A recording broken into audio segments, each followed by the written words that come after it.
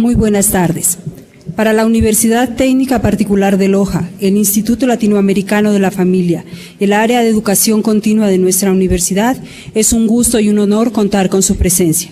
Permítanme dar la bienvenida al coronel de Policía de Estado Mayor, Guillermo Ortega Mafla, director nacional de Policía Comunitaria, en representación del señor Comandante General de la Policía Nacional, así como a todos el personal de la Policía Nacional que nos acompaña esta tarde. También a nuestros estudiantes, a nuestro personal docente, administrativo, a los coordinadores de los centros, a los misioneros y misioneras identes, a la familia idente. Contamos también con la presencia de la representante del ILFAM para Quito, la magíster María Elizabeth Matute, a quien damos la bienvenida. Queremos comentarles que esta tarde nos estamos conectando a través de nuestro sistema de videoconferencia con nuestros centros en las ciudades de Ambato, Coca, Cuenca, Esmeraldas, Guaranda, Guayaquil, Ibarra, Lago Agrio, Latacunga, Loja, Macas, Machala, Manta, Portoviejo, Puyo, Quevedo, Riobamba, Santo Domingo, Tena, Tulcán, Zamora, Santa Elena y Galápagos. A todos los asistentes en estos centros, que una grata noticia nos han contado que es un lleno total, les damos la más cordial bienvenida. La conferencia tiene el título de Violencia Familiar, Prevención e Intervención. En este momento pido a María Elizabeth Matute, representante del Instituto Latinoamericano de la Familia ILFAM en Quito, que por favor nos acompañe.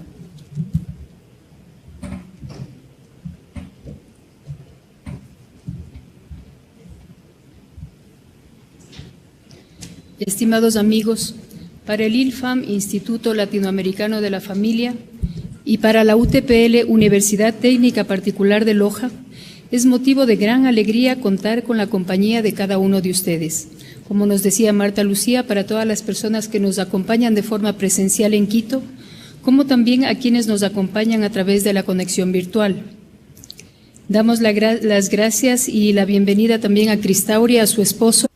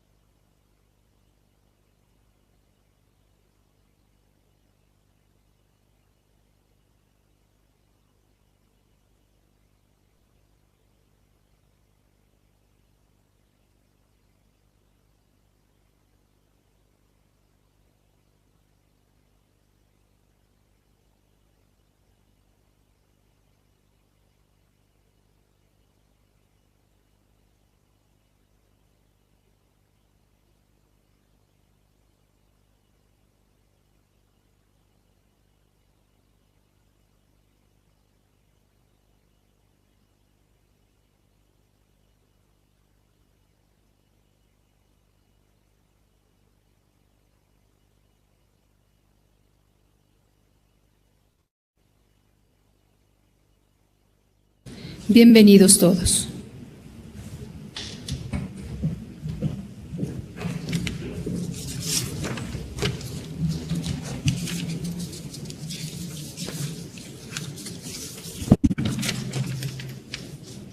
La familia es una de las más grandes e importantes realidades de la sociedad civil y religiosa. Deben tener en cuenta, porque de ella irradian y se reflejan los diversos ámbitos que caracterizan al ser humano: religioso, social, político, histórico, cultural, científico y económico. Estas son palabras del Padre Jesús Fernández Hernández, presidente de los Misioneros Identes. Nos hemos convocado en esta ocasión para abordar un tema de gran importancia para todos nosotros, que somos parte de una familia y por tanto parte activa de la sociedad. La violencia familiar es un problema social que afecta en un alto porcentaje a las familias a nivel mundial, independientemente de su condición social, económica o cultural. Así como nos implica a todos, también requiere la colaboración de toda la sociedad para hacer frente a esta situación de dolor desde una consideración digna de la persona humana capaz de amar y ser amada. La familia, el núcleo de la sociedad y su fortalecimiento es labor fundamental y prioritaria. Consciente de esta necesidad, la Universidad Técnica Particular de Loja, UTPL, y el Instituto Latinoamericano de la Familia, ILFAM, ponen a su disposición la conferencia Violencia Familiar, Prevención e Intervención. Estamos seguros que el aporte académico nos permitirá contar con nuevas alternativas para un proceso de concientización, prevención e intervención en este campo. Me cabe el honor en este momento de hacer la presentación de la doctora Cristoria Whelan, quien será la conferencista en esta tarde. Cristoria es doctora en Psicología Clínica Bilingüe y especializada en terapia familiar en violencia doméstica. Es especialista Fulbright del Departamento de los Estados Unidos en el área de violencia doméstica. Actualmente forma parte del Comité de Asesores de la Asociación de Intervención de la Violencia Doméstica, Programa de los Estados Unidos, y del Comité de Asesores de las Familias Católicas por la Paz en la Universidad Católica de Washington, D.C. Ha participado como conferencista en varios países como Perú, Chile, Guatemala, Nicaragua, Estados Unidos, y posee una amplia participación en universidades e institutos de México. Invitada por el Vaticano a participar como conferencista en el Encuentro Mundial de las Familias en Filadelfia en el año 2015. Fundadora de la organización Pax in Familia, autora y coautora de artículos relacionados con la matemática de violencia doméstica y su tratamiento. Recibamos en este momento a la doctora Cristoria Whelan, nuestra conferencista. Por favor, Cristoria.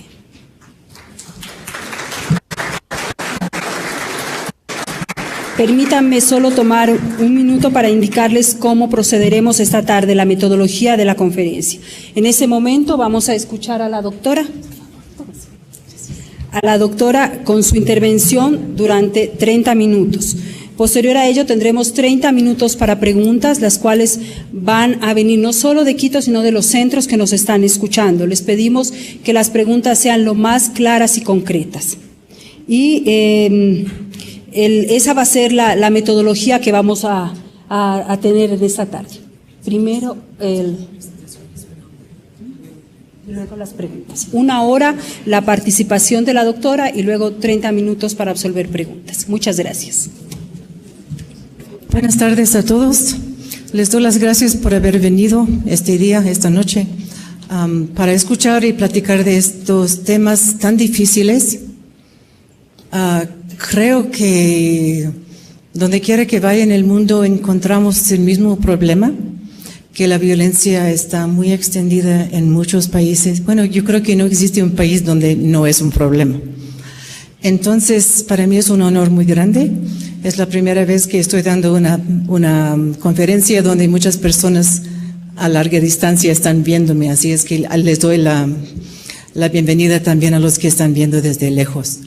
Entonces yo voy a sentarme porque voy a platicar y voy a ver mi computadora, pero quiero otra vez repetir las gracias que doy a la Magíster María Elizabeth Matute, que ha organizado esto, y a todos los del ILFAM, porque para mí es muy importante poder difundir este mensaje.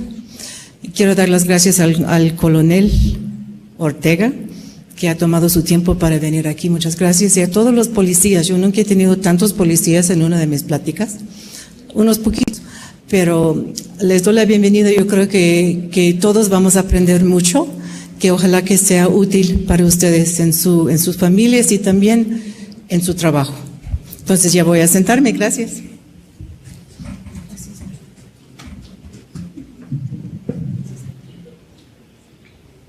Entonces, antes que todo, porque voy a hablar acerca de muchas cosas difíciles y dolorosas, quiero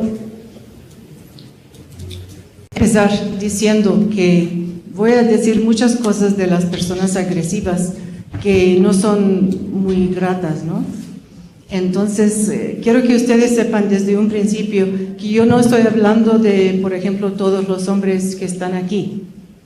Cuando hablo de agresores, no estoy hablando de todos los hombres ecuatorianos. Yo sé que en todos países hay un poco de todo, ¿no? Entonces, si hay hombres machistas, si hay hombres agresivos aquí, no quiere decir que cuando hablo de ellos estoy hablando de ustedes. Y empiezo con esto porque tengo muchos años haciendo esto y no quiero que nadie se ofenda desde el primer momento que estamos aquí platicando.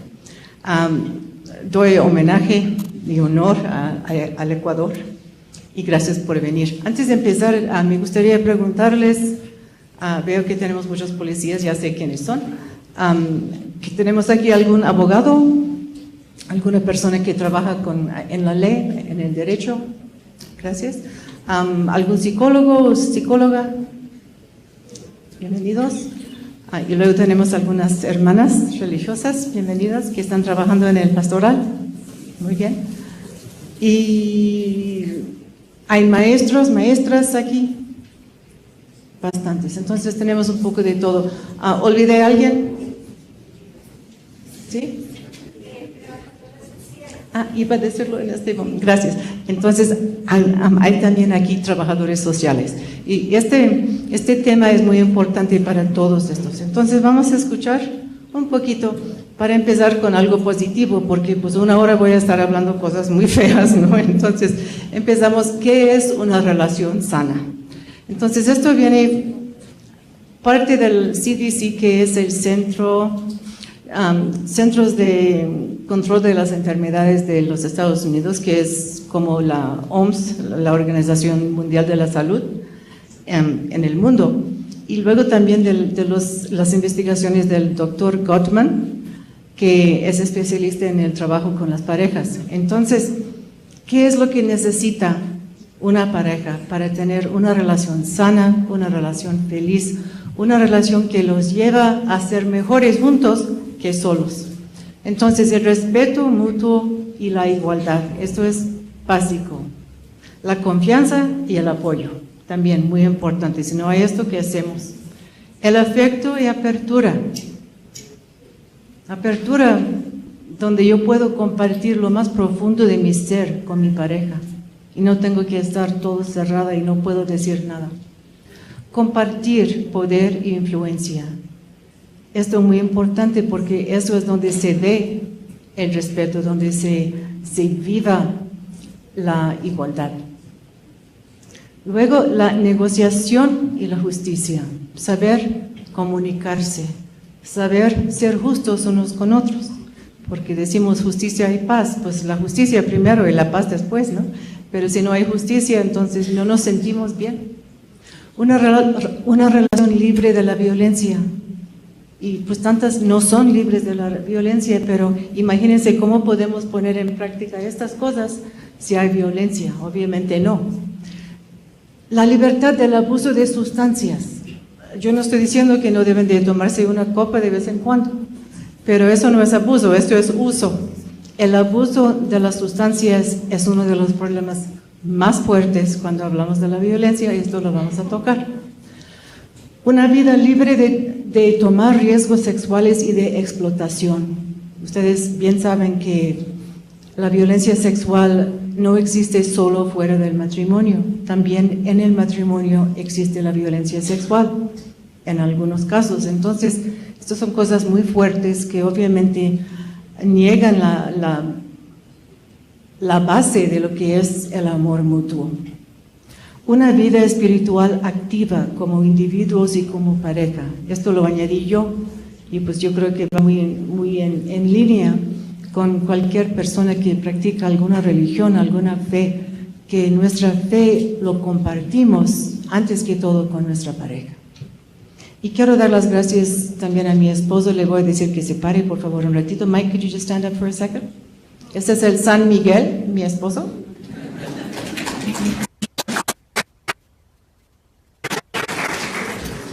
Entonces, cuando hablamos de la violencia infligida por la pareja, entonces primero empezamos con definiciones, ¿verdad? Es un comportamiento que en una relación de pareja o expareja cause perjuicio físico, psicológico o sexual a quienes mantienen esa relación. Comprende actos de agresión física, maltrato psicológico, relaciones sexuales forzadas o cualquier otro comportamiento controlador a la pareja. Entonces aquí vienen algunos ejemplos y vamos a la próxima para ver los ejemplos. El abuso físico, pues ya sabemos, son las cachetadas, son los empujones, son los golpes, los puñetazos, asaltar a alguien con un arma, con un cuchillo, con un machete, con una pistola, todas estas cosas. Entonces hay muchas maneras, agarrar por el pelo, todas las cosas que se puede hacer para lastimar físicamente a una persona. El abuso sexual, cualquier acto sexual que no es deseado en el matrimonio es un abuso sexual. Entonces, esas son cosas que se practica, que se pone de acuerdo, no es de violar el deseo de la otra persona. Entonces, esto es la base del respeto sexual. El abuso económico, que aquí en las encuestas de Ecuador llaman el abuso patrimonial. Eso quiere decir que no compartes lo que tienes, o que quitas o no das derecho a tu pareja a tener bienes económicos o a poder gastar bienes económicos. Entonces, es un control que se ejerce contra la persona en poder vivir su vida económica y muchas veces cuidar a los hijos también. Esto vemos mucho cuando vemos el alcoholismo, pero también hay otros casos.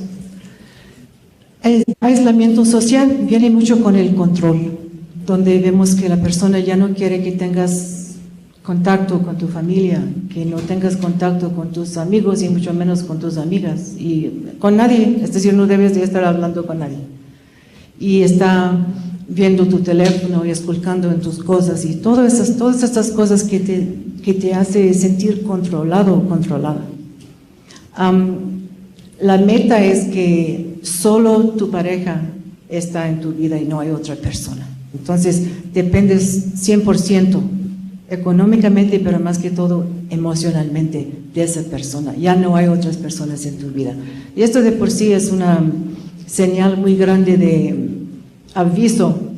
Si estamos viendo, por ejemplo, a la hija o al hijo saliendo con su novio o su novia y vemos que la pareja tiene ese aspecto controlador, porque es diagnóstico de muchos problemas por venir.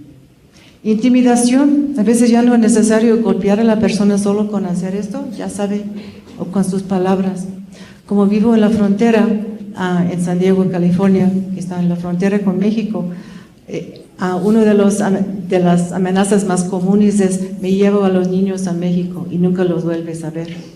O hablo a la inmigración para que te deporten y nunca vas a tener otra vez contacto con tus hijos. Que yo creo que para una madre, pues a veces es un padre, es la amenaza peor que puede existir. El abuso con la religión.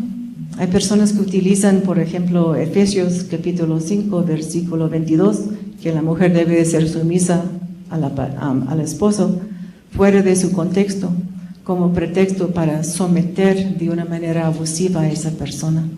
Y San Juan Pablo II escribió cosas que yo creo pocas personas lo han leído, pero ahí está, lo pueden buscar, donde explica todo ese capítulo, incluyendo el versículo anterior, que es que sean sometidos el uno al otro. Entonces es una sumisión mutua que hacemos porque estamos todos bajo el Señor.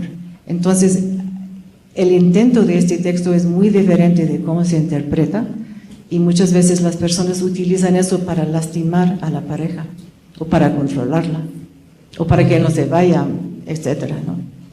Luego hay la persona que no respeta la religión o la conciencia de su pareja. Insiste: tienes que ir a mi iglesia o no puedes ir. Entonces, esta persona no está respetando la conciencia.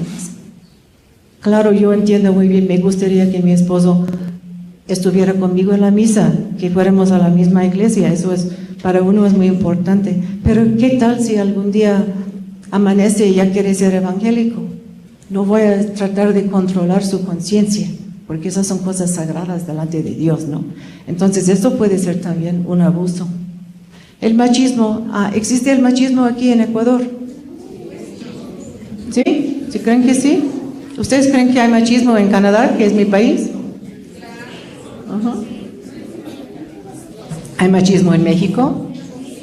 Claro, yo creo que es la cuna del machismo, pero de todas maneras, el machismo existe en todo el mundo y no es nada más en América Latina, aunque esta palabra obviamente es español, ¿no? Pero el machismo puede ser un problema muy grande en las relaciones y lo vamos a estar viendo. El abuso infantil, en este caso estamos hablando de un abuso infantil que se utiliza para lastimar a la pareja. Es decir, tu intento no es lastimar tanto al niño como lastimar a la pareja que lo está viendo. Esto pasa muchas veces con los hijastros, las hijastras, etc. Entonces, estos son los tipos de abuso que tratamos de prevenir y que tratamos de intervenir cuando estamos trabajando con las familias. Unas estadísticas muy breves, no voy a leer todo esto. Se hizo un estudio, bueno, se ha hecho muchos estudios por parte de la Organización Mundial de la Salud, tienen un website fabuloso, pueden ir ahí para sacar muchos datos, está en español y en francés y muchos otros idiomas, y dicen que 35% de las mujeres del mundo entero han sido víctimas de violencia física o sexual por parte de su pareja, o la violencia sexual por parte de una persona ajena. Pero en su mayor caso se trata de la violencia de pareja. 30% de las mujeres que han mantenido una relación íntima han sido de alguna manera lastimadas físicamente o sexualmente por su pareja. Entonces, si empezamos a pensar en la cantidad de personas que son estas, es un número enorme. Imagínense si nos paráramos todas las mujeres y luego se sentara 2 de cada 3 y el resto. Solo en esta habitación habría muchísimas personas víctimas de la violencia. Esto pasa en las escuelas, es decir, cuando estamos viendo poblaciones grandes. Entonces tú puedes empezar a pensar, 30% de estas personas han sido víctimas de la violencia. Ahora, estas son cifras perturbantes. Luego, en algunos países es más alto, esto lo vamos a ver al ratito. Yo encontré en línea una encuesta muy buena que les recomiendo, que se llama La violencia de género contra las mujeres en el Ecuador. Es del año 2014, de las doctoras Camacho y Mendoza, y hubiera puesto todos sus nombres ahí, pero no lo hice. Pero sí lo pueden encontrar. Es muy buena encuesta, estuvo muy bien hecha, con muy buenas preguntas, y creo que es muy importante saber que en su país tienen una encuesta que les da mucha información acerca del problema de la violencia. Entonces, empecemos con esto. Dicen, la violencia de los esposos o de la pareja continúa siendo una práctica arraigada en nuestro país, siguiendo los patrones históricos reseñados, y está comparándolo con el progreso en otras partes de la sociedad, que se ha hecho mucho progreso en Ecuador, pero las cifras de la violencia de pareja siguen muy altos. Cabe preguntarse por qué todos estos avances de las mujeres no han significado el fin de la violencia hacia ellas. Entonces tenemos aquí mucho progreso en los derechos, en el trabajo, pero en la casa, en la familia, todavía sigue siendo un problema muy grande. Y luego hablan de esto. Se trata de un problema sociocultural que requiere de la acción de todos los actores estatales y de la sociedad civil para prevenirlo, atenderlo, sancionarlo y erradicarlo. Entonces aquí tenemos las personas que lo van a sancionar, ustedes los policías y las personas que trabajan en como judiciales. Todas estas personas están trabajando para sancionar, para llevar justicia a la víctima y para, por así decir, castigar al agresor. Y yo voy a decir también la otra palabra, rehabilitar al agresor, a pesar de que todavía no está en su ley, ¿no? Luego, obviamente, estamos aquí para platicar de prevenirlo, porque mucho mejor una prevención que una intervención. Y yo creo, como dice la última palabra, erradicarlo. Se suele usar esta palabra en este tipo de texto, lo he visto en muchos países, muchos lugares. Creo que es un poco muy optimista pensar que vamos a erradicar la violencia de la raza humana, pero por lo menos vamos a intentar. Entonces, es una meta quizás imposible, es como ser santo, ¿no? Tú piensas, bueno, ¿cómo voy a hacerme santa si tengo tantos pecados? Bueno, poco a poco. Entonces no tenemos que darnos por vencidos. Esto es un trabajo que de veras te cansa, que te molesta, que te hace triste a veces. Trabajar con familias que están sufriendo tanto, pero no podemos darnos por vencidos, no tenemos el lujo, hay demasiado que hacer. Y obviamente atenderlo. Esas son algunas cifras que les van a asombrar quizás. Encontraron en la misma encuesta que 61% de mujeres ecuatorianas han vivido algún tipo de violencia de género por parte de cualquier persona. Aquí se está hablando también de la violencia por personas no conocidas. Están hablando de la violencia por personas conocidas pero que no sean parejas. Están hablando de la violencia en el trabajo, en la calle, lo que sea. Entonces es un número muy grande y incluye la violencia de pareja. Entonces todos y todas estamos luchando, ¿no? Al rato voy a llegar a algunas estadísticas para que no se sientan confundidos, pero todavía no llego ahí. La violencia de pareja en Ecuador.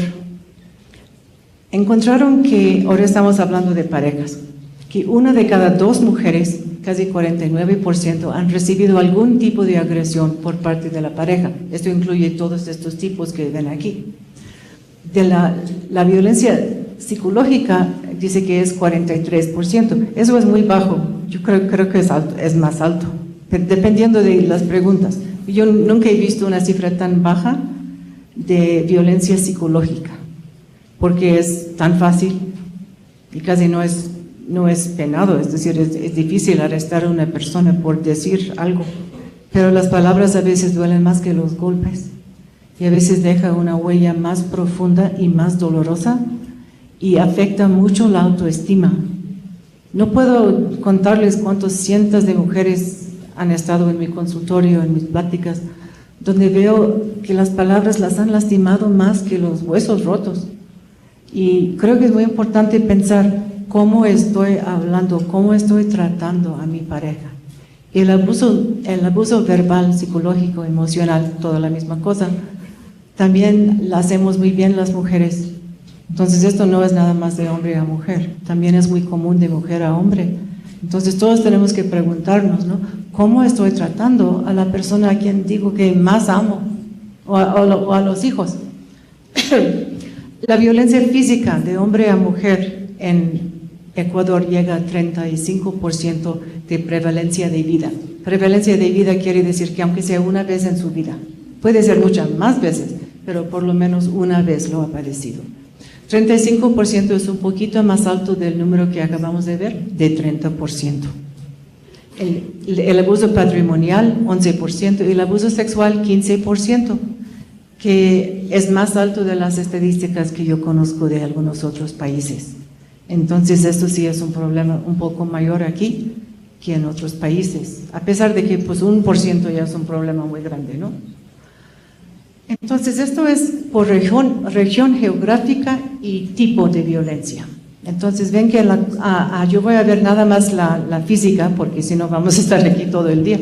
Entonces en la costa la violencia física 31% en la vida, en la sierra 39%, más alto. Amazonía 38%, en Galápagos 33%. Entonces vemos que es un poco más alto en la sierra y en el oriente, pero todavía es alto en las otras partes de la República. Por etnia, ven que la violencia de todo tipo a lo largo de la vida. Entonces aquí estamos hablando de toda la violencia junto, ¿no? Entre indígenas 59%, afroecuatorianas 55%, montubia 48%, mestiza 48% y blanca 43%. Entonces, vemos que hay una diferencia. Usualmente la diferencia viene por parte de factores de riesgo como la pobreza, la baja escolaridad. Esos usualmente son los factores de riesgo donde vemos que en las comunidades de bajos recursos hay más violencia. pero de todas maneras 43, 55, 48, esos son todos números muy altos, ¿no? Entonces no es de pensar que no es un problema donde quiera. Ahora que estamos hablando de etnias y de dinero, creo que es importante darnos cuenta que muchas veces hay personas que, porque no saben, piensan que la violencia es solo en las clases más pobres y que no hay violencia en la clase media o que no hay violencia en la clase alta, pero esto no es cierto. Se escucha menos, pero no quiere decir que no existe. Y a veces se esconde más porque tiene más que perder. Pero yo creo que es un problema en toda clase y en todos los países. ¿Vamos bien hasta ahorita? ¿Estamos bien? Ok. Si tienen preguntas pueden ir apuntándolos porque vamos a verlos al final. Y hasta ahorita no he dicho nada muy controversial, esto es muy fácil. Entonces, factores en la encuesta, en la misma encuesta en Ecuador, ¿qué es lo que encontraron como factor desencadenante de la violencia? Y estos son las opiniones, son las experiencias de las mujeres de la encuesta. Vieron que los celos masculinos aparecen como el principal motivo que condujo a una actuación violenta por parte de su pareja. Encontraron que que 47% de los casos estaban involucrados los celos. Y pues hubo también muchas otras cosas que estaban involucrados, como por ejemplo el alcohol y abuso de sustancias, el machismo, el aprendizaje de la conducta agresiva en la familia de origen, esto lo vamos a ver también muy sorprendente el número, bajos ingresos y baja escolaridad, y la discapacidad permanente de la víctima, donde vieron números más altos. Entonces, todos estos son factores de riesgo que se ve mundialmente, es decir, eso no es nada diferente de lo que se ve en Estados Unidos, de lo que se ve en México, de lo que se ve en África, de lo que se ve en la India. Es decir, donde quiera que yo voy, tengo que estudiar el país donde voy y veo las mismísimas cosas, no es diferente. Hablando de abuso de sustancias, yo pongo esto porque cuando yo era niña o joven, hace muchísimos años, el abuso de sustancias, por ejemplo, si andabas en tu carro borracho y matabas a alguien y hasta mataste a alguien, no fue penado porque estabas borracho, no era tu culpa. Y pues eso ya ha cambiado mucho, ¿no? Ahora nos damos cuenta que tengo que tomar responsabilidad por mis actos. Si estoy borracho todavía soy responsable porque yo decidí tomar. Entonces, desde entonces empieza mi responsabilidad. Y se ha ido cambiando mucho la manera en que vemos el alcoholismo o el abuso de sustancias. Entonces, no es una excusa para el comportamiento violento, pero puede empeorar este comportamiento. Eso sí lo sabemos porque hay una disminución de lo que es el control del cerebro, de las partes ejecutivas del cerebro, donde somos capaces de tomar buenas decisiones o de controlar nuestra ira o nuestros celos o lo que sea. Entonces, cuando vemos que una persona está borracha, ha perdido una parte, y puede ser una gran parte, dependiendo de cuánto ha tomado o cuántas drogas está usando, ha perdido una parte de su capacidad de controlarse. Entonces, obviamente, va a ser un factor de riesgo muy fuerte, ¿no? Algunos de los factores que no mencionaron en la encuesta, que yo pienso que son muy importantes, es el apego inseguro. El apego inseguro se trata de la conexión que tenemos con nuestra madre, con nuestro padre desde la infancia, empieza en el primer año de la vida, y es muy importante para afirmar la base de nuestra vida emocional. Entonces, si no tengo un apego seguro con mi mamá, con mi papá, o aunque sea con uno de ellos, entonces no sé cómo confiar en los demás, no sé cómo entregarme a los demás porque no sé si voy a estar seguro o segura. Y de ahí vienen los celos, de ahí viene el terror de ser abandonado y la desconfianza en los demás. Y estos son muchos los problemas que vemos en las parejas que tienen violencia. El machismo está en la cultura, ¿verdad? Que no está dentro casi de uno tanto, pero lo que sí está dentro de uno es el apego inseguro. Y por eso, como cuando hablamos de la prevención, es uno de los factores más importantes. La criminalidad, hay cierto porcentaje de hombres violentos, estoy hablando de hombres ahorita, que son criminales, y ya sabemos que personas con trastorno antisocial tienden a ser violentos. Es un tipo de violencia diferente al hombre, vamos a decir, cualquier que golpea a su pareja. Es decir, hay varios tipos de hombres violentos, y creo que es muy importante saber esto, y vamos a eso después. El daño cerebral, que también afecta la capacidad de controlarse. Y esto vemos en las personas, a veces no es tan común, pero sí existe. Encontraron unos números de veras sorprendentes y perturbantes del maltrato infantil en la muestra que formaron parte de la encuesta.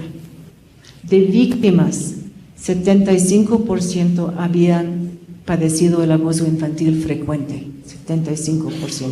Esto pueden verlo como factor de riesgo ya para su vida de pareja.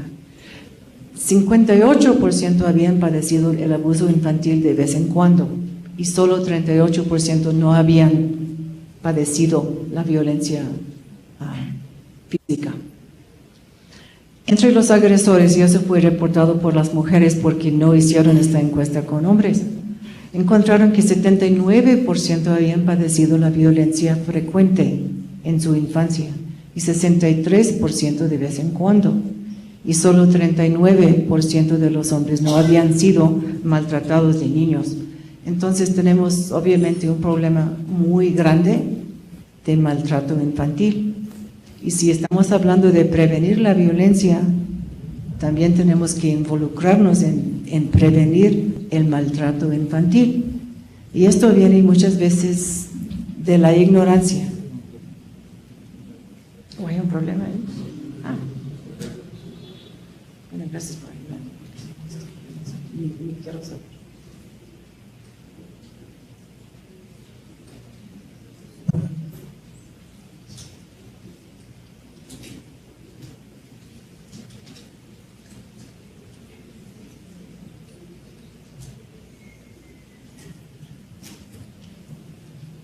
Entonces, mientras que estamos esperando, piensen en su corazón y en su mente, ¿qué van a hacer aquí en su hermoso país?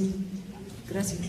Para prevenir y disminuir el maltrato infantil, que viene siendo uno de los factores más grandes de riesgo de la violencia cuando uno es pareja. Y luego vieron otra cosa, y esto es muy parecido en todo el mundo. Vieron que los hombres testigos de la violencia de su padre o de su padrastro hacia su mamá fue un factor de riesgo, no riego, muy importante. Encontraron que 73% de los hombres violentos en su encuesta habían visto a su padre o padrastro golpear a su mamá. Hay una fuerte experiencia de aprendizaje en ese momento. Y de hombres que no presenciaron la violencia era 43%. Entonces, obviamente, no es 100% de la explicación, ¿verdad? Ahora vamos a platicar. Eso, estoy tocando muchas partes, entonces no puedo entrar en nada con mucha profundidad. Eso es para darles la idea de cómo están las tasas, los índices de la violencia de pareja en todo el mundo, nomás para ponerse en su mente. En las naciones con altos ingresos, donde también hay más educación, es 23%, es decir, casi 1 de cada 4 mujeres. En Europa Oriental, 25%, en América Latina, 30%, entonces ustedes más o menos van ahí. En el Medio Oriente, 37%, en África subsahariana, 37%, en Asia, 25%, y en Asia Sur, 38%. Entonces tenemos entre 23 y 38. No hay ningún país donde es menos de 1 en cada 4 mujeres. Entonces, aunque parece que es mucho más alto en algún lugar, pero de todas maneras es una epidemia en cada país. En Estados Unidos, la prevalencia de violencia física de hombre a mujer es de 33%. Y esto es donde sí, porque en Estados Unidos se pregunta a los hombres también que a las mujeres. Muchas veces las primeras encuestas de los países son de solo a las mujeres. Luego con el pasar del tiempo ya empiezan a preguntar a los hombres. Y esto es cuando ven que también hay mucha violencia de mujer a hombre. Y en Estados Unidos encontraron que 28%, casi 30% de los hombres han sido golpeados por su pareja femenina. Entonces, la diferencia es el impacto. El impacto de la violencia de un hombre hacia una mujer es 3 veces más que el impacto de la violencia de una mujer hacia un hombre. Pero no quiere decir que no hay impacto, ¿no? Entonces, yo como trabajo en la violencia y en la prevención, se me hace muy importante cuando hablamos de la prevención, trabajar con todos. Yo no puedo estar nada más apuntando el dedo a los hombres como ustedes, ahí demonios les vamos a enseñar cómo portarse. Y las mujeres, pues como somos santas, no tenemos ningún problema, ni de coraje, ni de violencia. Y como veo sus sonrisas, yo sé que ustedes saben que eso no es cierto, ¿no? Claro, a un hombre porque es más fuerte me puede lastimar más. Y además tiene el peso del machismo por encima, ¿verdad? Que es parte de la misma cultura. Pero no por eso las mujeres somos libres de ser violentas. Y hay mucho que tenemos que aprender también para mejorar nuestras relaciones. Ok, esto ya es una... ¿Cuánto tiempo tengo más? Media hora. Ok, entonces voy un poco más adelante. Yo quiero platicar de la teoría ecológica. Porque uno tiene que preguntarse de dónde viene la violencia, ¿no? ¿Por qué hay tanta violencia? ¿Por qué a pesar de todo el progreso que hay en este país y en muchos otros países, todavía existe tanta violencia? Y no solo en las familias, sino en donde quiera, ¿no? Entonces, hablando de la violencia intrafamiliar, esto viene también de la OMS. La violencia intrafamiliar es una interacción multifacética y compleja de varias influencias individuales, interpersonales, comunitarias, organizacionales y culturales. Entonces, en cada nivel está el efecto de la violencia en la misma cultura, en la comunidad, en la familia, en la historia de la familia y dentro de la misma persona. Entonces, la teoría ecológica es el marco que se está usando ahorita para promover la prevención. Porque si solo me enfoco en el machismo, por ejemplo, el machismo es un fenómeno sociocultural, es un fenómeno más bien del macrosistema, de toda la sociedad. Es muy importante, pero no es suficiente para erradicar la violencia. También tengo que ver en la misma familia cómo va el apego, por ejemplo. Cómo está la situación del alcoholismo. Hay tantos factores que tenemos que estar viendo para que salga un niño o una niña de esa familia sin la experiencia de ser violentado o violentada y sin la tendencia de ser violento o violenta él o ella. Entonces, es un trabajo enorme y todos tenemos que trabajar juntos. ¿Qué podemos hacer para ayudar a víctimas? Esas son algunas ideas, los voy a tirar a ustedes muy rapidito porque luego tenemos otras cosas que hacer, pero yo creo que primero tenemos que nunca aceptar que la violencia es justificada o aceptable, es decir, no culpar a la víctima. Como seres humanos tenemos esa tendencia de culpar a la persona que es lastimada y esto es la primera cosa que tenemos que dejar de hacer.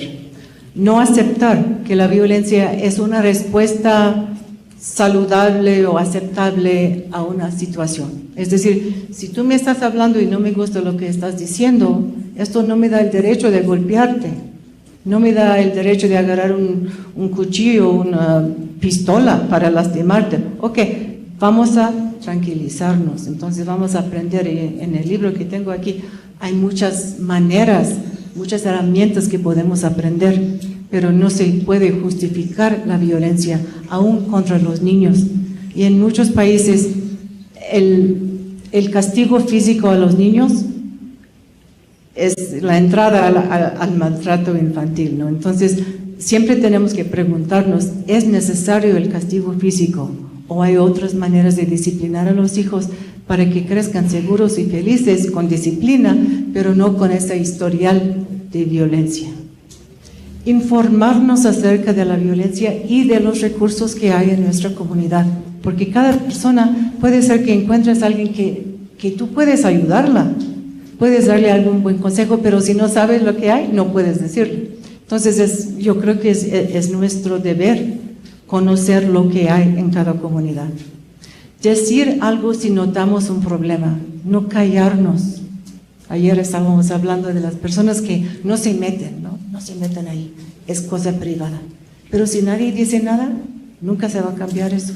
Y la persona se siente totalmente sola, porque a pesar de que muchas personas pueden ver, nadie interviene.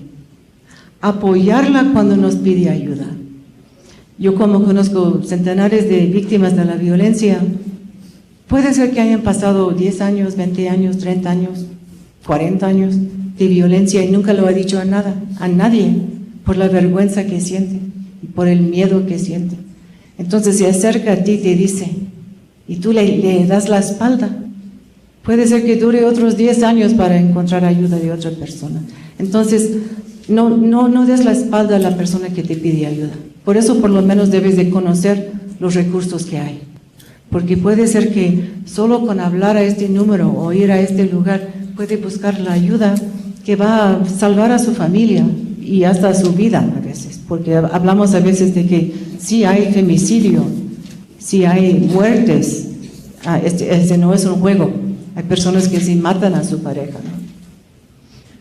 Hablar a la policía, pues aquí están, si escuchamos la violencia. Ahora, esta es una práctica que estamos entrenados en Estados Unidos y en Canadá. Si escuchamos, por ejemplo, si yo estoy en un hotel y escucho que hay violencia en el cuarto al lado, yo consideraría normal ir al teléfono y hablar al 911 para reportarlo, para proteger a mi prójima o a mi prójimo que está en el próximo cuarto, mientras que muchas personas no lo harían, pero ya estamos como entrenados para saber que es nuestro deber, es nuestra responsabilidad protegernos.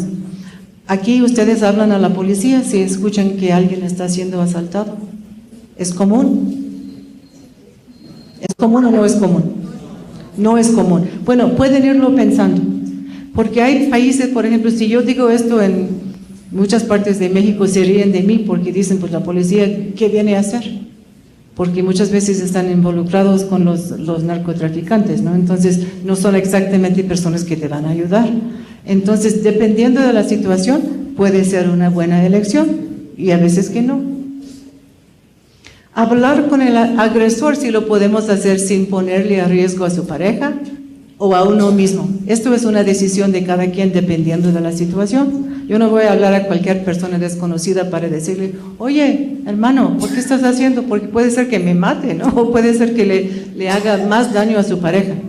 Pero hay situaciones en que sí se puede hacer eso. Abogar por las víctimas en la escuela, el trabajo, la iglesia y la comunidad. Eso siempre, estar conscientes y estar concientizando a los demás. Ofrecer a ella y a sus hijos un ejemplo de vida matrimonial tranquila y cariñosa. Imagínense si nadie ha visto que es un matrimonio bueno, ¿cómo lo puede vivir? Entonces, para uno es muy importante, si tienes un matrimonio feliz, pues compártelo con los demás, enséñales cómo se trata uno a otra persona, qué es el amor, qué es el respeto y cómo se ve eso, porque muchas personas nunca lo han visto, que vemos que tantas personas violentadas vienen de familias también violentas, no han tenido una relación, vamos a decir, de cariño. Es por eso que muchas veces aceptan estar en una relación violenta, porque ya estuvieron, no conocen otra cosa. Efectos en la víctima.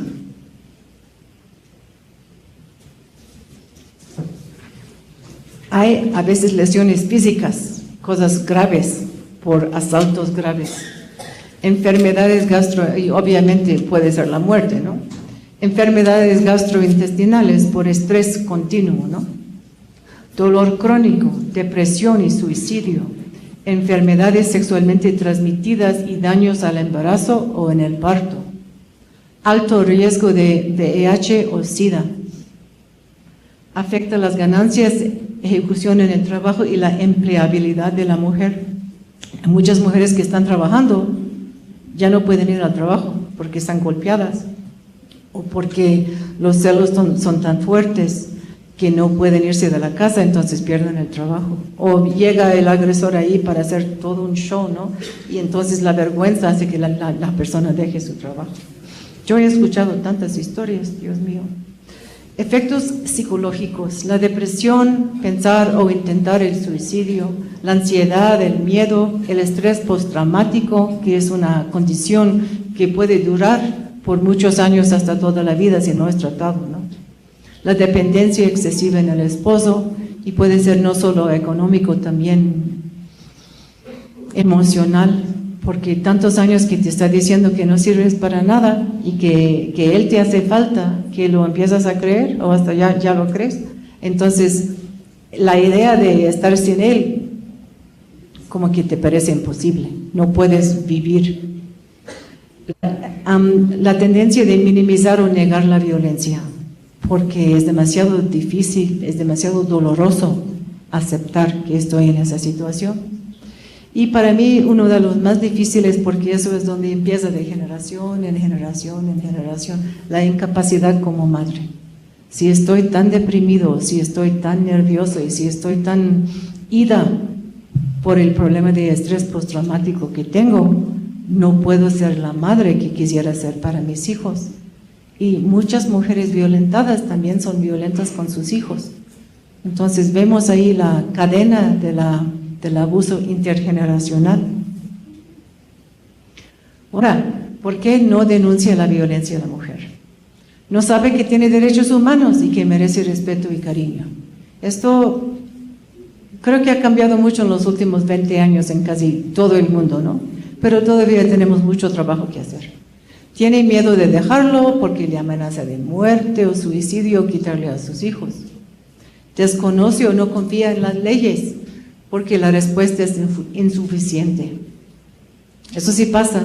Es decir, saben que hay una ley, pero ya escucharon de la comadre que cuando habló o cuando fue al juez o X no salió como hubiera querido.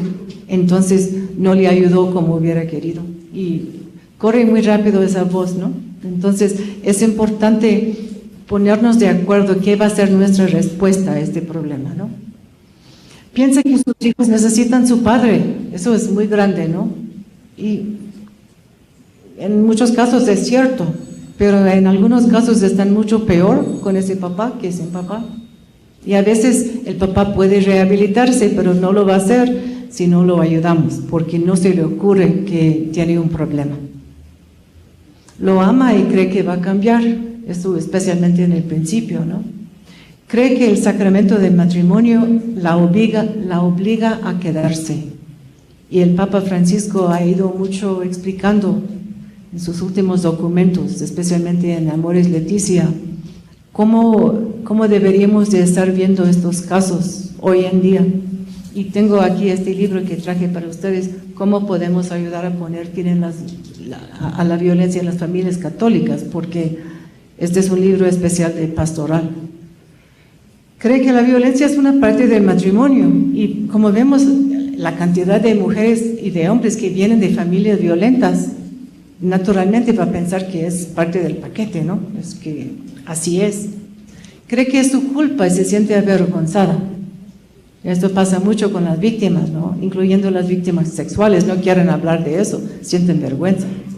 Su familia no la apoya y dicen que tiene que aguantarse. ¿Cuánto hemos escuchado esto, no? De la mamá, del abuelo, de la abuela, del papá. Cree que no podría sostener a su familia sin su ayuda económica y esto, como a veces no se pone en fuerza las leyes de la manutención de los niños, a veces es cierto. Entonces estos son problemas muy grandes que tenemos que solucionar como sociedad. Sus familiares y amigos y amigas lo notan pero se callan, no quieren decir nada porque es privado, ¿verdad? Pero ahí sí está haciendo una tragedia en la familia y nadie quiere decir nada. ¿Hay alguien aquí que quiere ser Lisette? ¿Que quiere leer esto? ¿Que tenemos un voluntario?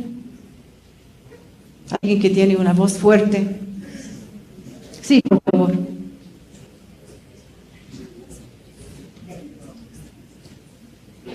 si quiere pasar aquí, al micrófono. ¿Está bien? Ok. Creo que sí me escuchan, ¿no es cierto?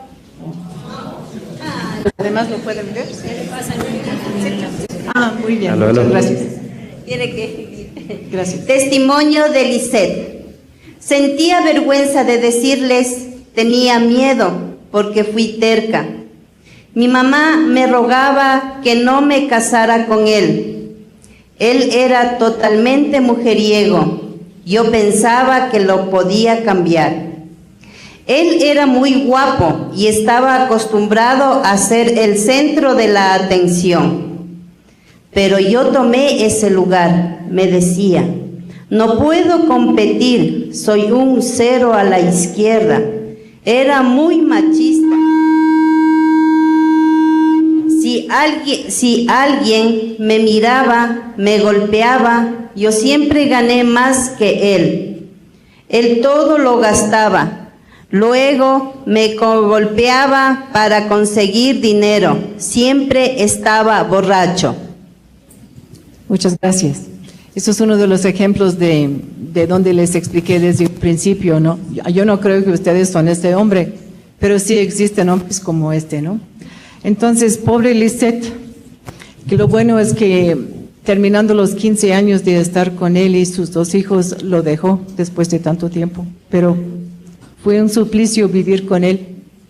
Para una mujer violentada, víctima de la violencia, el mundo no es seguro, no hay seguridad en el amor, no estaré segura si soy yo misma. Los hombres que me aman me lastimarán. No recibiré lo que merezco, aunque sea yo justa o razonable o sincera. No existe Dios, Dios se ha olvidado de mí. El estrés traumático termina con mi vida como ha sido hasta ahora y puede llevar a cambios duraderos de personalidad. Ese fue un caso de estudio. Pero son cosas muy tristes, ¿no? Cuando pensamos en los efectos profundos que puede tener una vida de violencia. Entonces hace falta tratar a la víctima. No voy a entrar en esto porque veo que ya es tarde. Por desgracia voy a saltar este mensaje de Chuy, es muy bonito, pero no hay tiempo. Ella es una mujer de 80 años que vivió toda una vida de violencia en la juventud. Las formas distintas de las violencias están conectadas. Entonces ahora voy a hablar muy brevemente acerca de la violencia en el noviazgo. Esta es una cita también del CDC. ¿Dónde se fue? Aquí está. Las relaciones poco sanas pueden empezar temprano y durar toda la vida. Hay en muchos casos, empieza la violencia en el noviazgo, se acostumbra uno a eso, se casa aunque sea con otra persona y todavía está en una relación violenta. Y por eso tenemos que trabajar mucho con los jóvenes para que no acepten ese tipo de trato desde los 10, 11, 12 años, antes de que empiezan, ojalá, de tener novio, que ya sepan que esto no es una conducta normal, que no debemos de aceptar el abuso emocional, el abuso físico, el abuso sexual. Todo esto no es una parte de una relación sana.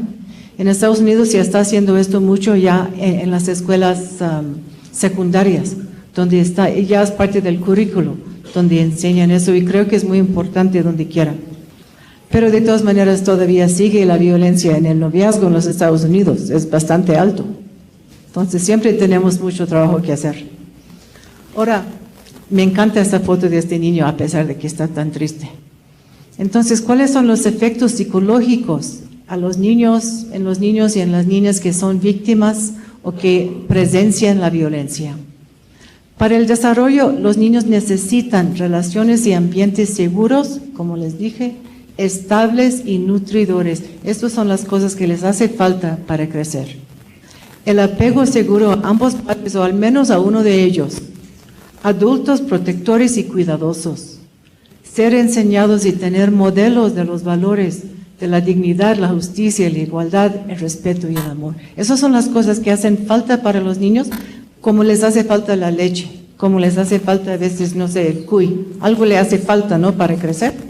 Eso es lo que le hace falta para crecer emocionalmente y espiritualmente.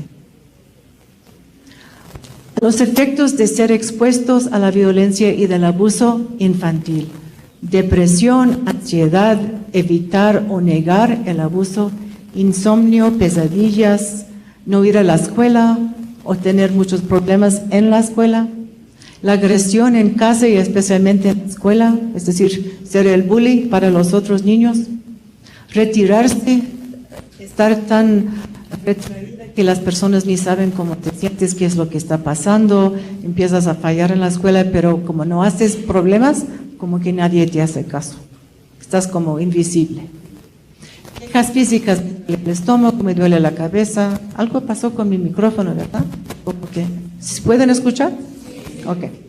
Enuresis, donde no pueden controlar su orina, aplanamiento afectivo, como que no tienen expresión en su cara, perfeccionismo, quieren hacer todo bien para que papá no se enoje, para que mi mamá no se enoje, para que no tenga problemas, voy a tratar de ser la persona perfecta. Hiperresponsabilidad. ¿Cuántos de estos niños son como los papás de sus hermanitos? Porque hay tanto caos en su familia, no hay nadie quien cuida a los niños. Entonces el hijo mayor, la hija mayor, es la persona que está tomando carga de estos chamacos. Yo tengo muchos pacientes que son hijos o hijas mayores. Nunca tuvieron una infancia estas personas. Se la pasaron cuidando a bebés, a otros hermanos, porque su mamá no estaba disponible, su papá estaba borracho. El abuso de sustancias y drogas a edades tempranas, empiezan a abusar sustancias más temprano que otros jóvenes. El estrés tóxico puede hasta cambiar los neuroquímicos en el cerebro, que conduce a problemas en el aprendizaje y la salud, el crear amistades, tener otras relaciones. El factor más fuerte de riesgo para la creación de la próxima generación de víctimas y agresores es ser víctima y testigo de la violencia en tu familia. Entonces, si queremos romper con esa cadena, ahí tiene que empezar, en la misma familia. ¿Qué estamos haciendo? ¿Se desapareció? Y ahora que estamos haciendo esto, aprovecho el tiempo para enseñarles el libro que traje. Este libro se llama Sin Golpes.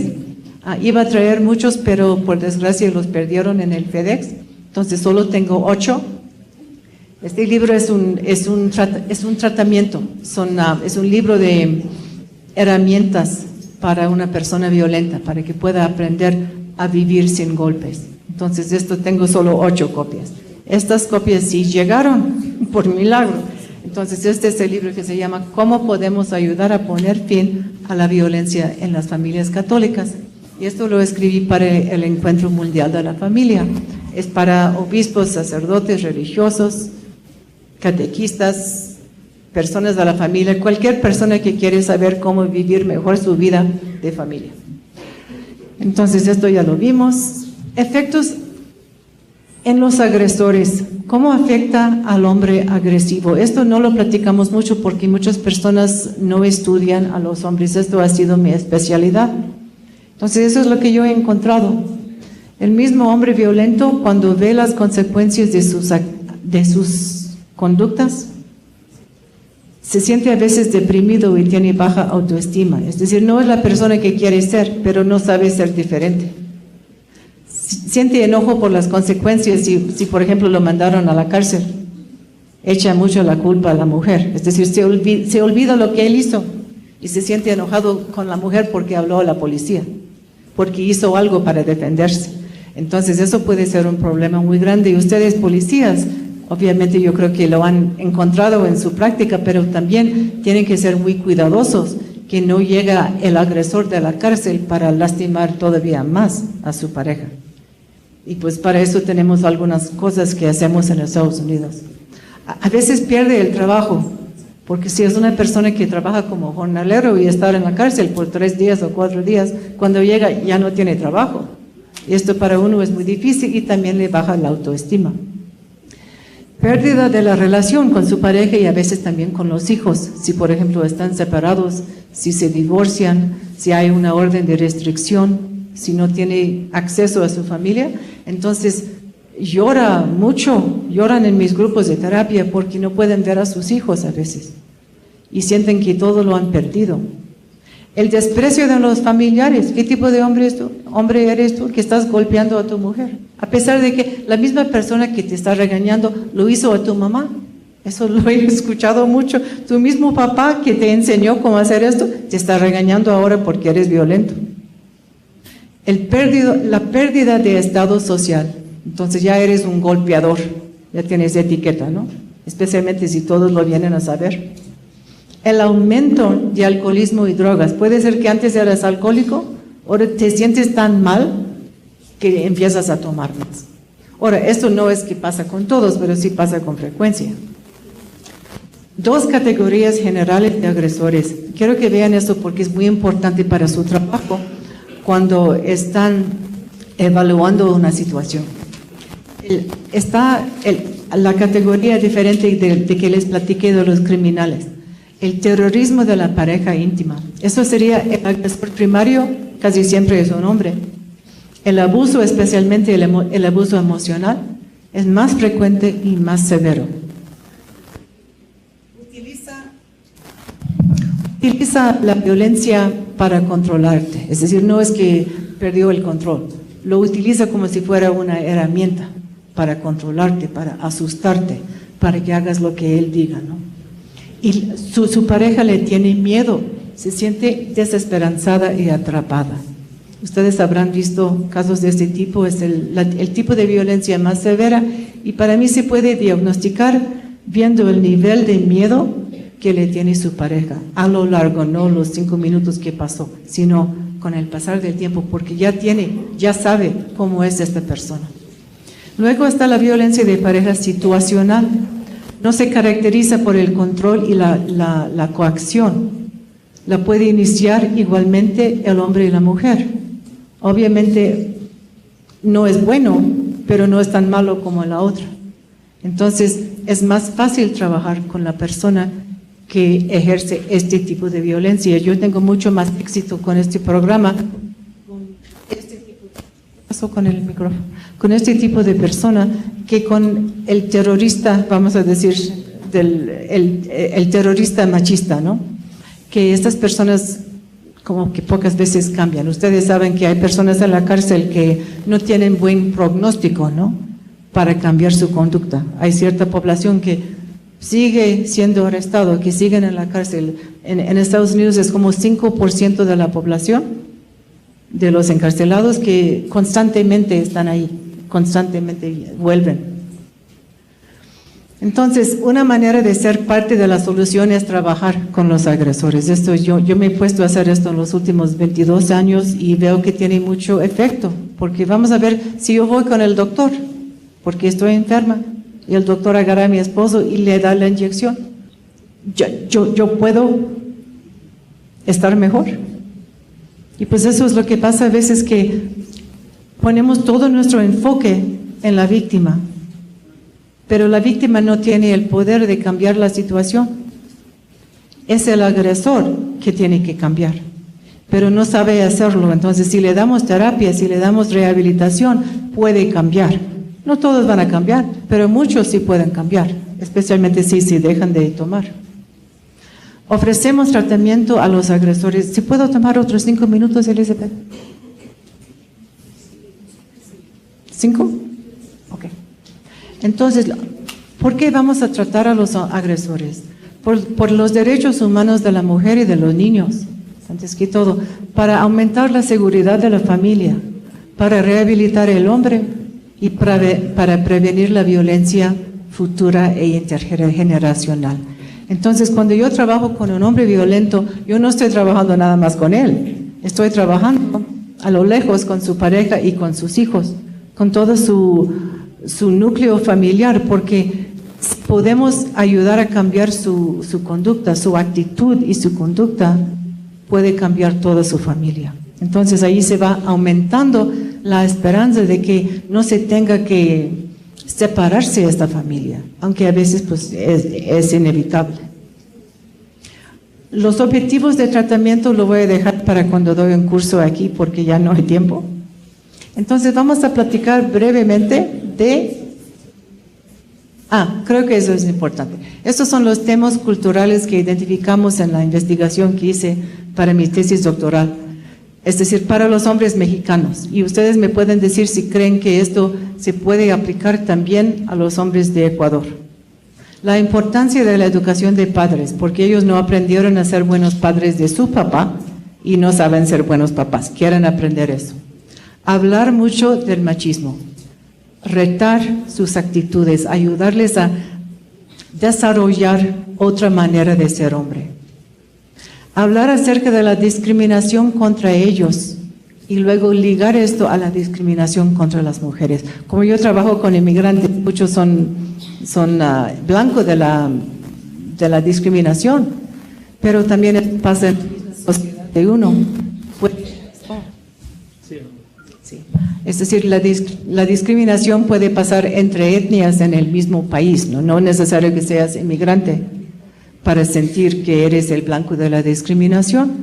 Yo utilizo esa experiencia de muchos de mis pacientes para que se den cuenta de cómo se siente una mujer discriminada por su género, porque muchas veces nunca lo han pensado. Una de las cosas que yo noto más en los hombres violentos es como que nunca han examinado su vida. Es decir, no se han puesto a preguntar si está bien o no la manera en que viven. Viven como una vida sin examinar, una vida que no está examinada. El abuso sexual en la relación, el cambio en los roles de género, eso es muy grande para muchos hombres. Se sienten como que los están tratando como inferiores y por eso es muy difícil y muy importante saber cómo trabajar con ellos. Y utilizar la espiritualidad, la vida de fe de los hombres de nuestros grupos para que crezcan y para que aprendan a prevenir la violencia futuro. Aprendan a ser mejores papás, aumentan su capacidad para comunicarse, su capacidad de controlarse, adquieren más flexibilidad en los roles de género, aprenden que si sueltas un poquito no va a pasar nada tan malo, porque tienen mucho miedo, ¿no? Y aprenden a superar las adicciones a las sustancias, eso obviamente es muy importante. No creo que haya tiempo para hacer esta cita, pero es bien bonito. Estas son 2 citas de los hombres en mi investigación, donde hablaban de cómo aprendieron en su grupo de terapia a ser mejores papás y esposos. Entonces, eso fue para ellos como una revelación. Ya no tengo que ser esta persona, yo puedo ser diferente. Yo soy hombre todavía, soy papá todavía, pero mejor. Para la prevención, si trabajamos en la prevención, eso ya es otro tema, evitamos todos los efectos de corto y largo plazo de la violencia, del trauma, de la violencia intergeneracional, de las muertes, de las tragedias, todas estas cosas. Si trabajamos en la prevención, estamos haciendo algo muy importante. ¿Cómo lo hacemos? Concientizando a la sociedad acerca de la relación sana, es decir, cómo se mira una relación sana. Como sociedad, promover la detección y la desaprobación de la violencia de pareja, no estar callados, no estar de acuerdo en eso, no culpar a la víctima, como ya les dije. Normalizar la intervención de testigos cuando hay violencia, entonces que se sienta normal que tú te metas, quizás no físicamente, pero que estés involucrado en la solución, que no nada más te haces ciego. Criar a los niños con apego seguro, ambiente estable, relaciones respetuosas. Enseñar las habilidades relacionales y de manejo de enojo con un enfoque en los niños pequeños de 11 a 14 años. Cuando son más impresionables, cuando todavía, ojalá, no tengan pareja. Y es el tiempo para enseñarles cómo tener una buena relación. Restringir el acceso a las armas y al alcohol. Poner atención a los que están a alto riesgo de la violencia. Es decir, si veo que una población de jóvenes cumple con todos los factores de riesgo que acabamos de ver, entonces vamos a poner más atención para prevenir la violencia en esa población. Pues yo creo que ya terminé. Están los libros, ya saben, están en las mesas de atrás, yo creo. y alguien va a ayudarnos a venderlos si quieren. Son baratos, $14 y $5. Y quiero dar las gracias a la Magister María Elizabeth Matute Piedra, la directora del Instituto Latinoamericano de la Familia y de la UTPL en Quito y en todo el país, que me han dado esta invitación y esta oportunidad para compartir mi trabajo con ustedes. Muchas gracias y mucha suerte.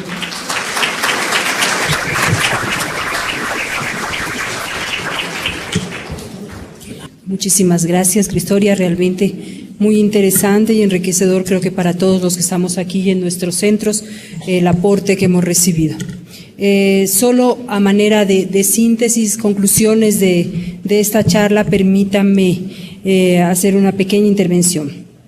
Veíamos que la relación sana es aquella que tiene respeto, confianza, apoyo, comunicación, es libre de violencia, de abuso de sustancias, tiene como ingrediente una vida espiritual rica y compartida y el respeto a la sexualidad de cada uno. La violencia de pareja causa perjuicios físicos, psicológicos, sociales por parte de la pareja o la expareja. Las estadísticas arrojan preocupantes cifras sobre la violencia intrafamiliar, no solo en Ecuador, sino en todo el mundo.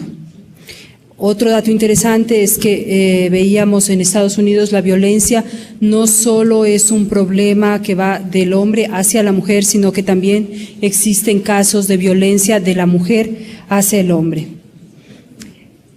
En Ecuador encontraron, según los estudios realizados, que los celos masculinos, el alcohol, el aprendizaje social y familiar son unos de los principales detonantes de la violencia.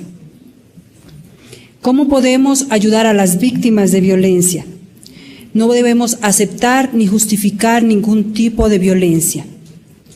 Debemos informarnos, debemos apoyar a la víctima cuando pide ayuda, hablar con la policía cuando somos testigos de algún acto de violencia, hablar con el agresor cuando esto es posible, abogar por la víctima, ofrecer un ejemplo de vida matrimonial tranquila y cariñosa. Los efectos que la violencia causa en la víctima son efectos físicos, emocionales, de dependencia excesiva. Su salud física se ve afectada, la incapacidad inclusive llegando a tener incapacidad para ser madre, y presentándose problemas económicos y laborales. Una mujer lastimada puede necesitar ausentarse de su trabajo y eso llevarla a perderlo. ¿Por qué no denuncia la violencia a la mujer? Por temor, por desconocimiento, por creer que los hijos necesitan al padre, por amor hacia su pareja y la creencia que puede cambiarlo, la creencia de que el sacramento del matrimonio obliga a quedarse bajo esa situación de violencia y de que la violencia forma parte normal de una relación matrimonial. La culpabilización, la falta de apoyo de la familia, el miedo a enfrentarse a una situación económica difícil y el silencio de la familia. La violencia puede iniciar en el noviazgo, por eso es tan importante que los padres, los profesores, aquellos que estamos cerca de los jóvenes, estemos siempre pendientes de estas situaciones y se eduque a la juventud en el no aceptar relaciones abusivas. El daño en los niños y adolescentes, tanto violentados como aquellos que presencian violencia, es muy profundo, afecta toda su vida. Trae consigo trastornos psicológicos y físicos y problemas posteriores en sus futuras relaciones.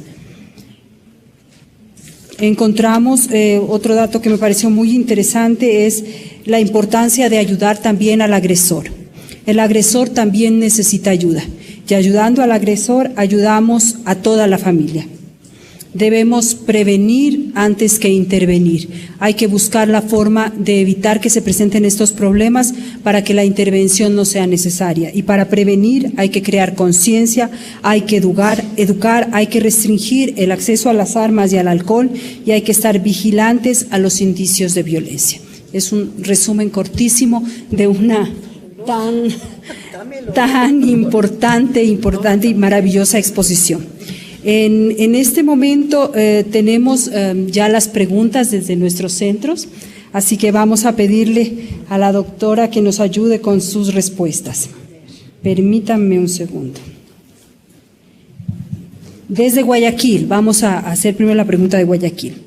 ¿Qué medida eficaz podría adoptarse para solucionar un problema de violencia intrafamiliar en el caso que la mujer y hombre sean violentos?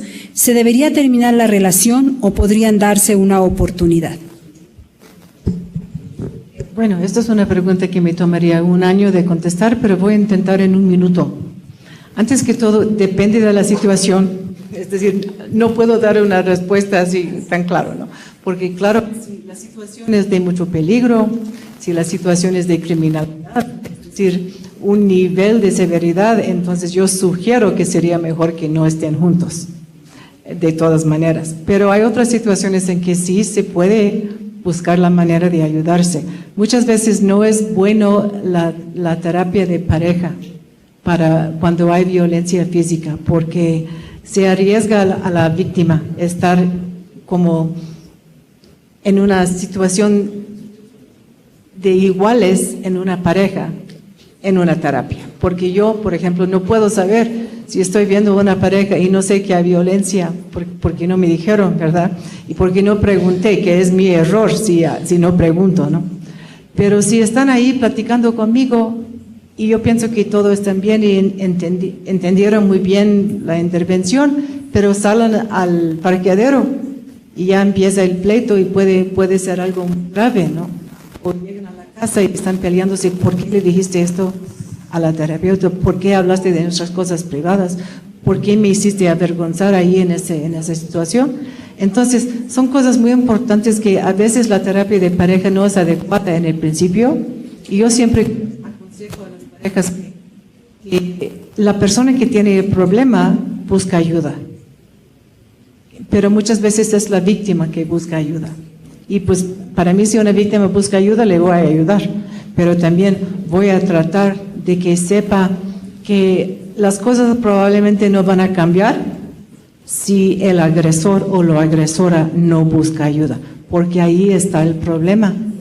Y uno de los problemas más grandes es que las personas violentas no toman responsabilidad por su violencia, te echan la culpa a ti. Si no hubieras dicho, si no hubieras hecho, si hubieras hecho, si hubieras dicho, no te tendría que golpear. Y pues eso, para empezar, es una falla, es una comprensión incorrecta de la situación. Y por eso, como yo como terapeuta, siempre estamos trabajando en tomar responsabilidad por nuestros actos. Soy yo que decido golpearte y también puedo decidir no golpearte. Puedo decidir sacar de mi instrucción, de mi clase de terapia, 10 herramientas diferentes a la violencia que pueden funcionar en esta situación. O puedo hacerlo más sencillo, dar la media vuelta y salir hasta que me tranquilice, porque veo que en esta situación siento que estoy perdiendo el control, tengo que salirme. Entonces no pude contestar la pregunta, pero intenté. Vamos con la segunda pregunta, desde Quito.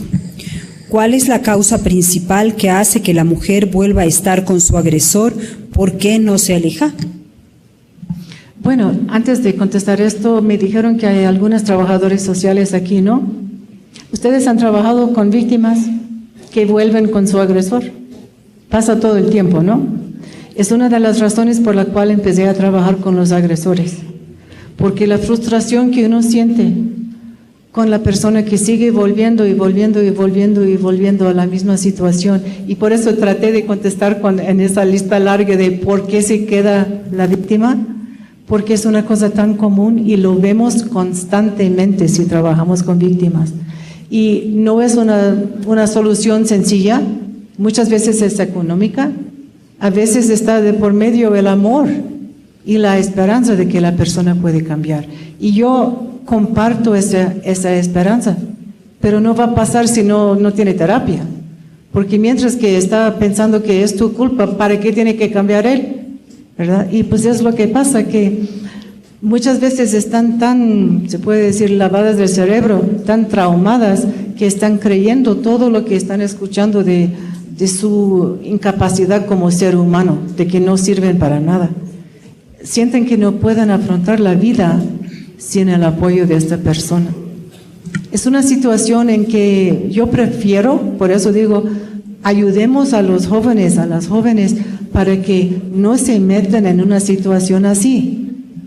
Es mucho más fácil entrar en una relación así que salir de esa relación. Es muy difícil salir de esas relaciones, porque tenemos de por medio el apego y más que todo el sueño. Eso lo he visto tantas veces. Tengo pacientes que, ¿qué parte de esto no entiendes? ¿No? Que no puedes regresar ahí. Debe de ser tan fácil de entender, pero no lo entiende. ¿Por qué? Porque el sueño es más fuerte que la realidad. El sueño de tener amor, el sueño de tener familia, el sueño de tener paz y tranquilidad con tu pareja y con tus hijos, a pesar de que no estás viendo nada de eso, todo el contrario, pero sigue el sueño con esa fuerza que te impulsa hacia, es como una polilla que va en contra del fuego, ¿no? Y tú estás viendo, ¿por qué vas ahí? Pero ahí va, ¿no? Entonces, es muy difícil y por eso prevenir mejor que tratar de intervenir. Tenemos una pregunta desde la ciudad de Loja. En el rol de funcionarios públicos, ¿cómo trabajar principalmente con niños y adolescentes que han sufrido violencia familiar sexual? Esto es una pregunta que no puedo contestar aquí porque estamos hablando más de la violencia física o de la violencia emocional. La violencia sexual ya lleva a otro lugar. Claro, antes que todo la prevención. Y no sé, porque no estaba en la encuesta, la cantidad de abuso sexual infantil que tienen aquí, ¿es alto? Es que en las últimas semanas ha habido en el país, se ha tratado mucho el tema porque han salido a la luz muchos casos de abusos, especialmente en instituciones educativas de niños. Sí. Okay. Y esto, por desgracia, es muy común en todo el mundo, ¿no? Y se piensa que se dice pedófilos, ¿no? Sí. Okay. Los pedófilos buscan trabajos que les dan acceso a los niños, ¿no? Es decir, buscan trabajos como algunos son sacerdotes, otros son educadores, otros son entrenadores, es decir, buscan la cercanía a los niños para que puedan satisfacer su deseo de estar con ellos sexualmente. Y también obviamente pasa mucho en las familias, ¿no? Hay mucho incesto en todos los países. Yo donde quiera encuentro víctimas de violencia sexual. Y a veces es el mismo papá, aunque es más común que sea el padrastro. A veces es el tío o algún familiar que llega a la casa y como no hay mucho espacio, entonces se duerme ahí en la noche, pues qué sorpresa, pues ¿por qué estás aquí, no? Entonces, estas cosas pasan con mucha frecuencia. Y yo creo que si no trabajamos con las víctimas sexuales, no nos damos cuenta de cuánto lastima a la persona estas cosas. Es una pesadilla trabajar con una persona que tiene esos problemas porque son tan profundos, especialmente si fue en el tiempo de la infancia. Es muy difícil tratar, no es imposible, pero puede durar mucho tiempo. Entonces, yo creo que tenemos que tener mucha más precaución, se tiene que tener mucha más detección. Hasta la fecha no hemos podido, vamos a decir, tratar a los pedófilos, es decir, no han respondido al tratamiento. Entonces, si es una orientación sexual hacia los niños, que a veces puede venir de ser asaltado él mismo en la infancia, entonces, si no va a cambiar su orientación sexual hacia los niños, mandándolo a terapia, porque hemos tenido muy poco éxito con eso, ¿no? Es lo que hemos visto, porque soy católica, yo trabajo en nuestra diócesis a veces con víctimas del abuso sexual por parte de los sacerdotes, que usualmente pasó hace mucho tiempo, pero deja su huella muy profunda, muy terrible, ¿no? Pero pensaban que con mandarlos con un terapeuta, pues ya estaban bien, y ya pues ya puedes regresar al ministerio y ya, todo bien, porque no sabían que pues iban a regresar. Entonces, ya no podemos confiar en la terapia para pedófilos, porque vemos que hasta la fecha no hemos atinado en la terapia que va a funcionar si hay uno. Y si es así, entonces tenemos que proteger a los niños y nada más. Entonces, protegiendo a los niños es educando a los niños a no dejarse tocar, a hablar directamente y luego, si algo pasa, ir con un adulto de confianza en la escuela. Es decir, no estar jugando el juego del silencio que juegan los pedófilos. Asustan a los niños, que les dicen que no tienes que decir nada porque voy a lastimar a tu papá, a tu mamá. Es decir, les dan un montón de amenazas, están aterrorizados estos chamaquitos. Entonces, es muy importante educar a toda la comunidad a que cuando alguien venga a decirte algo, luego vas a ayudar. Es decir, si detectan un problema, bueno, pues yo pienso que se puede hacer esto. Como quieren saber cómo funcionar en eso, yo creo que lo que deben de hacer es, por ejemplo, pueden ir al website de los obispos de Estados Unidos, donde tienen ya todo un protocolo de cómo educar a los maestros, de cómo detectar problemas, de cómo hacen todo un estudio de sus antecedentes para asegurarse que la persona nunca ha sido arrestado por eso. Pero aunque sea, puede pasar, ¿no? Todavía. Y no siempre es contra un niño, a veces es un hombre un poco mayor o una mujer mayor con uno de los estudiantes ya jóvenes, ¿no? Que ya es diferente el perfil. Pero de todas maneras es un abuso, es un ataque en contra de la autoestima de la persona y deja una huella muy profunda. Y yo creo que nos escandaliza y nos da asco a tanto nivel saber que hay personas que hacen eso a los niños, que es muy difícil aceptarlo y verlo como es y ponernos a trabajar en eso. Y bueno, como digo, hay que tener compasión para todos los seres humanos, incluyendo las personas que acosan a los niños y que violan a los niños. Es decir, son seres humanos también. Pero también tenemos que enseñar a los niños y a los otros maestros y a toda la comunidad escolar a estar muy conscientes de que no está bien que alguien te toque, que no está bien que alguien se te acerca o que te invite a todas estas cosas que utilizan para estar con los niños. Y pues ha leído centenares de historias.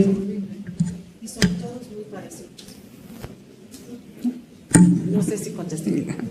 Muy bien.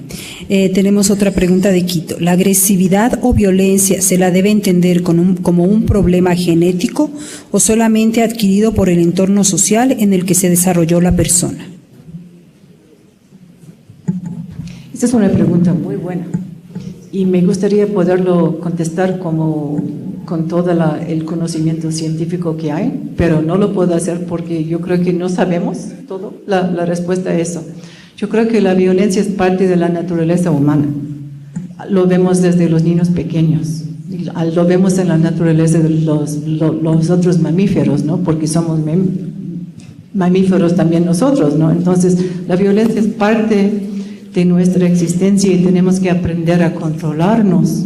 Enseñamos a los niños a controlarse porque no lo saben. Es decir, no vamos a culpar a un niño de 12 años que está golpeando a su hermanito.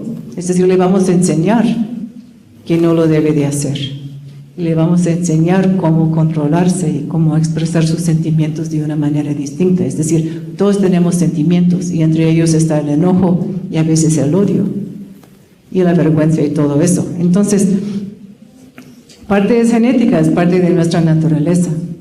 También tenemos eso que yo creo que apenas en los últimos 2 años está saliendo mucho estudios acerca de lo epigenético, que las circunstancias de la vida, especialmente en la infancia, pueden cambiar nuestra respuesta. Es decir, hay un cambio de genes, pero es después del nacimiento. Es como que algunas cosas llegan a expresarse que no se expresarían si estuviéramos en otro medio ambiente. Por ejemplo, si no hubiera crecido en una familia violenta y si no hubiera experimentado en mi cerebro todos estos insultos al desarrollo cerebral, desarrollo de mis emociones sanas, si no experimenté eso, entonces se puede desarrollar otra parte de mi cerebro donde soy más violento. Entonces no es nada más lo que vi, es también lo que mi cerebro está formándose. Como dije hace rato, hay cambios en los neuroquímicos del mismo cerebro en las personas traumadas. Entonces, ok, está bien. Pero además tenemos la misma experiencia de la vida. Entonces sí, hay fuertes pruebas de que si aprendemos la conducta violenta, muchas cosas son cosas que vimos en nuestra familia, que vimos una persona cruzar esa línea y como es nuestro papá o como es nuestra mamá, pensamos que está bien. Por ejemplo, para darles un ejemplo un poco diferente, pero similar, como es cuando un niño, por ejemplo, empieza a hablar con groserías, los papás están, cállate, no digas eso, ¿no? Pero ¿dónde lo aprendió? En su casa, ¿no? Es decir, lo aprendió, sí, si no fue de sus papás, de sus hermanos mayores, en mi caso, ¿no? Fueron mis 3 hermanos mayores que me enseñaron todas esas palabras. Y ahora me están regañando porque las uso, ¿no? Pero lo aprendí de ti, mi hijo. Porque entonces yo creo que es muy importante darnos cuenta que mucho es aprendido, pero también una parte es genético y una parte es epigenético. ¿Ok? Una última pregunta. Bueno, la voy a leer tal como la enviaron desde Guayaquil. ¿Parecería que es la mujer la que necesitaría entrenamiento o capacitación para detectar tempranamente signos de violencia? No es mala idea que todas las personas, hombres y mujeres, conozcan las señales de advertencia de una relación violenta. Es importante que todos sepamos qué es lo que nos avisa que algo está mal. Por ejemplo, si tu novio te habla cada 5 minutos para preguntarte dónde estás. Yo tengo una hijada que le pasaba esto. Le hablaba cada 5 minutos. Bueno, estoy en mi clase de catecismo igual que estaba hace 5 minutos, porque yo fui su catequista, ¿no? Entonces le hablaba, no estoy exagerando, cada 5 minutos. Bueno, pues todavía estoy aquí, ¿dónde he ido, no? Estoy aquí, ya déjeme en paz, ¿no? Otra vez, ¿dónde estás? Y pues ya no están juntos, ¿verdad? Gracias a Dios, pero es decir, esto es para mí una señal, ¿no? Que te dice, algo no está bien aquí, tiene un apego enfermizo, tiene unos celos irracionales, irrazonables. Tengo que darme cuenta ahorita, antes de empezar a tener hijos con él y estar unido con él de alguna manera el resto de mi vida. Ahora sería buen tiempo para preguntarme, ¿está bien esto o no? Y a veces tenemos que adormecer el amor que sentimos y que nos impulsa. Porque ustedes saben que somos muy capaces de amar sin ninguna razón. Entonces no entra por ahí la lógica, ¿no? Y eso es lo que tenemos que hacer, es enseñar a los jóvenes a darse cuenta, y pues a todos, ¿no? A darse cuenta. Y digo también a los hombres, porque también hay mujeres que pueden hacerte muy infelices, ¿no? Yo no digo que son puros hombres. Entonces tenemos que reconocer que no está bien y que no lleva a la felicidad y a la paz. Y como pues hay una lista que hice ayer, ¿no? En la plática para los novios, que no puedo reproducir de mi memoria. Muy bien, bueno, agradecemos la presentación de Cristoria y en este momento invitamos al coronel Guillermo Ortega Mafla, que nos quiere dar un mensaje. Buenas noches con todas y con todos. Pues en nombre de la institución a la que nos honramos en pertenecer, queremos agradecerle a usted, doctora, por tan importante tema acogido y que es parte fundamental de las actividades que nos toca enfrentar a nosotros como parte de un Estado constituido como es la Policía Nacional del Ecuador. La familia es la primera célula social del conglomerado humano, pero la familia donde hay muchas situaciones y muchas cosas que se dan. Y es por ello que quiero agradecer tanto a los organizadores, a usted como expositora, a la Universidad Particular de Loja, a quienes hicieron posible que se desarrolle esta actividad que llegó a nivel nacional a más de 2.300 servidores policiales en 24 auditorios. A usted, doctora, muchas gracias. A doña Elizabeth Matute, coordinadora del Instituto Latinoamericano de la Familia de la Universidad Técnica Particular de Loja, a todos los compañeros y compañeras que han venido, a mi señora esposa que me acompaña aquí, y a todos los que hacemos la sociedad. Lo que me hubiese gustado que tome un temita, doctora, lo inverso. La mujer ha logrado muchos escalar como debía haber sido la igualdad, pero también viene lo degenerativo, porque también hay violencia de la mujer hacia el hombre. Y nosotros que vivimos en la actividad diaria, hemos encontrado esta situación, este cambio de este problema. Entonces, qué interesante que también haga un estudio de este fenómeno. Que a nosotros como institución, fuimos una de las primeras instituciones que abrimos las fronteras al género femenino en inmiscuir a nuestro elemento femenino dentro de nuestras filas. Y hoy vemos que también ha habido una separación y estamos realizando los estudios porque es alarmante la separación de la pareja de los uniformados. Entonces, muchas gracias, señora esposa de Fausto Íñiguez, por permitirnos entrar en esta de las aulas, y espero que no sea la primera vez que topemos estos temas, y que Dios nos bendiga por el bienestar de la familia, de la primera célula social, donde nacen las condiciones de vida del ciudadano. Eduquemos hoy al niño para mañana no tener que castigar al hombre.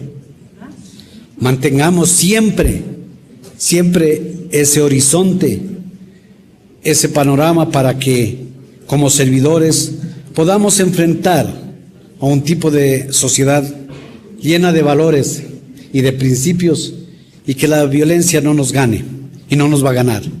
En nombre de quienes hacemos la policía comunitaria, queremos agradecer a todos ustedes por haber asistido a este evento, a los organizadores, a usted, coronel Carolis, por ser la conexión de nuestra institución con estos eventos, y en nombre de nuestro comandante general, de todos los que hacemos la institución policial, darles las gracias y cuenten con nosotros porque es parte de nuestro convivir el educarnos para ser mejor el día de mañana, mejores servidores, y como buenos servidores ser el ejemplo de la comunidad. Gracias, felicidades a todos, buenas noches.